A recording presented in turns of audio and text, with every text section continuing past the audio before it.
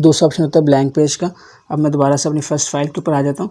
Blank page का मतलब क्या है, देखें आपने फ़र्ज़ करें कि आपने कहा कि मुझे इसके बाद एक नया पेज चाहिए, या मैं यहाँ पे काम कर रहा था तो ये वाला टेक्स्ट अगले पेज पे जाएगा, इसके बाद मुझे एक ब्लैंक पेज चाहिए, तो वो आप कैसे कर सकते हैं। जैसे फ़र्ज़ करें मैं इसको थोड़ा छोटा करता हूँ साइज़ इसका, ये हो गया। अब मैं चाहता हूँ कि यार यहाँ पे मुझे एक ब्लैंक पेज ऐड करना है, मतलब ये पेज इस लाइन के बाद एक नया पेज चाहिए जो कि ब्लैंक हो, और ये वाला पेज थर्ड पेज के ऊपर चले जाए। मैं यहाँ पे कर्सर रखूँगा, कर्सर रखने के बाद इंसर्ट में ब्लैंक पेज के ऊपर क्लिक करेंगे तो देखें आपका क्या हुआ, यहाँ इसके बाद ये पूरा खाली पेज आ गया और ये अगला तीसरा पेज हो गया। मैं थोड़ा सा इसको जूम आउट करता हूँ, ये देखें जूम आउट करके दिखाया मैंने, तो यहाँ पे ये देखें ये पहला पेज था, ये दूसरा पेज हुआ, और ये जो लिखाई थी ये तीसरे पेज के ऊपर आ गई, मुझे खाली पेज मिल गया। यहाँ पे मुझे कोई इमेजेस लगानी है, कुछ डॉक्यूमेंट मज़ीद ऐड करना है, कुछ चीज़ें कॉपी की हुई थी यहाँ पेस्ट करनी है, या मज़ीद टाइपिंग यहाँ पे करनी है, तो आप इस तरह से ब्लैंक पेज ले सकते हैं।